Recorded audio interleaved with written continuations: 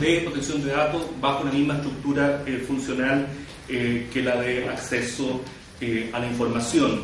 Se mencionaba ahí en el estudio el temor de protección de datos de la grúa, de que operar a la grúa del sector privado significara un costo muy alto, que tuviéramos que contratar especialistas que se nos van muy rápido. Yo creo que eso efectivamente es un costo y es un problema, pero la grúa tiene dos lecturas. En esa parte, en un lado la balanza, pero tiene otro lado en la balanza que creo que nunca ha sido bien percibido en Chile, que cuando hay cargos que son atractivos, pueden ser vistos precisamente como una posibilidad para personas de poder dar ese salto, y por lo tanto podemos acceder a gente que de otras circunstancias no hubiera llegado probablemente a esa institución, gente que dice, me paso un par de años en este rol, lo que sea, y luego esto sube mis bonos en el mercado, tendré mejores opciones, casi como hacer un posgrado, digamos.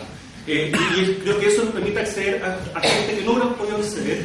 Y un poco el discurso que he tenido respecto al Ministerio Público, cuando se extrañan de que los fiscales están en el mundo privado, y luego aplaudan cuando están en el mundo privado, porque significa que estamos pudiendo capturar mejor gente en el inicio.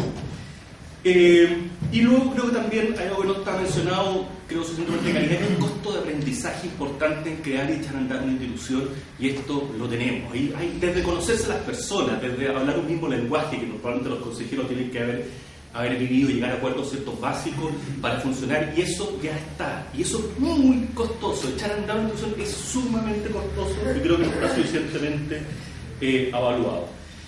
Y luego, sobre los temas más específicos que se mencionan, yo creo que efectivamente en el caso de la protección, acceso a la información, son dos caras de una misma moneda. Las razones para las cuales no dar acceso a la información es precisamente razones de privacidad, pero incluso dentro de la misma protección también está esta ambivalencia entre restringir el acceso a la información con favorecer adecuadamente los flujos de la información. Entonces, en ambos niveles juega, y creo que es muy difícil pensar que pueden ser instituciones distintas las que resuelvan estos casos sin que se coordinen de alguna manera y sin que se generen problemas muy agudos si ellos no ocurren.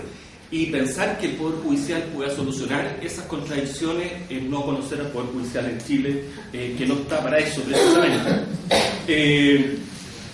Y luego también, bueno, aquí se tiene un ejemplo respecto al tema de fiscalización del Estado, que mejor tiene una ventanilla única, en fin. Ahora, yo creo que si bien hay especialidades distintas involucradas en una y otra función, yo no termino de entender por qué esas especialidades distintas pudiesen requerir instituciones distintas. En muchas instituciones hay especialidades distintas que conviven, que incluso eso no es necesariamente un costo, sino que a veces es un beneficio. Eso sobre el tema más general, para ceñirme al tiempo. Sobre comentarios más específicos a la organización y al estudio, muy rápidamente.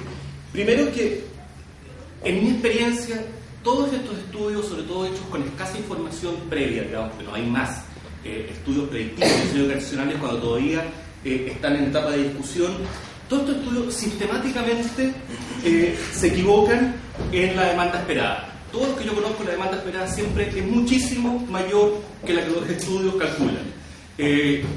Esto es súper alboleo el comentario, no entro en específico, me puedo equivocar, pero en mi experiencia todos los que he visto se equivocan en eso.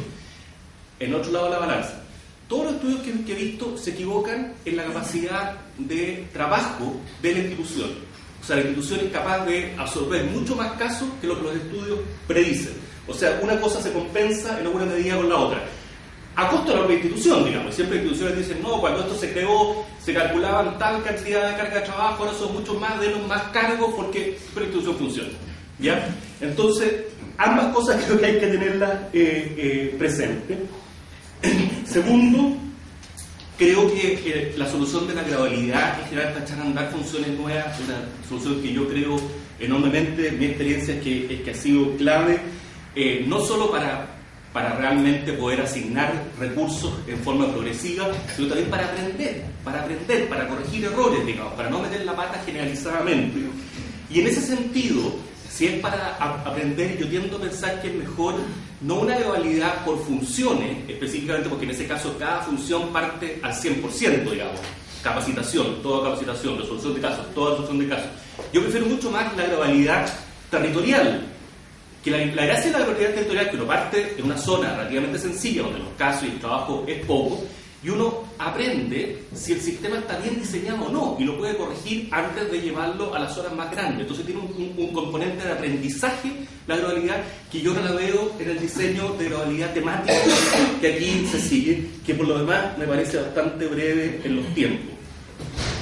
Con respecto a los aspectos más operativos de cómo hacer para que esto no colapse y funcione bien, cómo organizarlo, yo creo que es una... o sea, creo que hay varias teclas que tocar, digamos. Uno, creo que hay temas de admisibilidad que se pudiesen regular o dar atribuciones mucho más amplias al Consejo para que filtre. O sea, en esto lo importante son la cantidad de filtros de casos que uno pone para que solo llegue la crema a la instancia más costosa, sea cual sea esta, como la diseñemos. Y ahí hay que poner muchos filtros previos. Primero, yo creo que un filtro de admisibilidad para no estar haciendo cosas por hacerla, digamos, es súper importante. Segundo, todo lo que es una alternativa de conflictos que sí está puesto en el estudio, lo pone como mediación, pero pueden ser otros mecanismos distintos. Se mencionaba hace un momento algunas alternativas de arbitraje, me parece que se pueden regular y que estas cosas se pueden además externalizar. Hoy en día no es necesario que la asuma la institucionalidad. Lo tercero es que además en esto el Consejo debería ser mucho más estricto en cuanto a fijar criterios y precedentes y en el fondo poder resolver casos simplemente porque ya se han resuelto otros igual de una determinada manera. Y esto, que no somos muy dados a hacer en Chile, es más fácil en el caso del Consejo. El Consejo también tiene facultades normativas en la materia. Entonces, si es capaz de fijar estándares normativos y aplicarlos a casos concretos, es mucho más fácil después simplemente bajar línea y decir, esto ya lo resolví, punto, se hace de la siguiente manera. Y me da la impresión de que esto es más factible, y aquí esto es una impresión, no tengo información, en casos de protección de datos que en acceso de información. El acceso de información, en cada caso, yo creo que tiene más particularidades propias, es más específico, es más sui generis. En cambio, los casos de protección de datos, me imagino a mucha gente alegando contra la forma como usa mi información la ISAP, etcétera, etcétera. Yo ya lo corté, ok, y listo, lo corto inmediatamente y no tengo necesidad de volver a pronunciarme sobre él, y con eso yo creo que dejamos muy poquitos casos en la instancia última de decisión.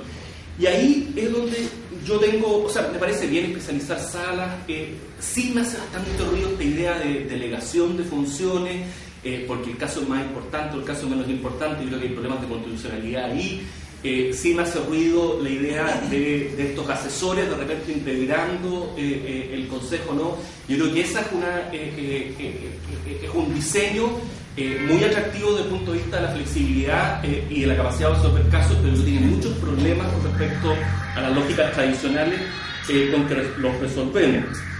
Y claro, parte de la base de una restricción muy fuerte es decir, el tiempo consejero se nos acabó, no tenemos tiempo consejero. Ese es más o menos el supuesto con el cual trabaja el diseño, y yo me lo cuestionaría, digamos. Asume, digamos, de que no es posible tener consejeros a tiempo completo, asume que eso rebajaría la calidad de los consejeros.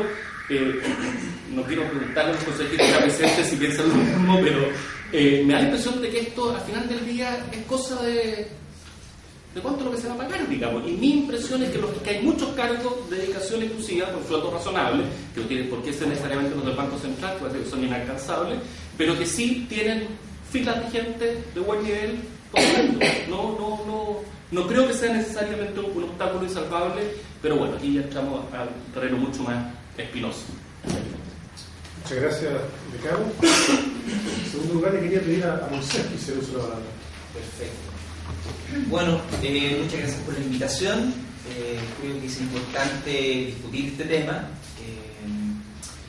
Como Proacceso nos vinculamos a lo que es protección de datos desde el año pasado, cuando vimos que era importante, desde el punto de vista de la transparencia, tener una ponderación de los alcances de la causal de reserva está vinculada a la protección de los derechos terceros, digamos, donde entra todo este tema de la privacidad, los datos personales, etc. Y cuando nos fuimos involucrando más en este proceso, nos dimos cuenta de que era un océano, casi un océano infinito,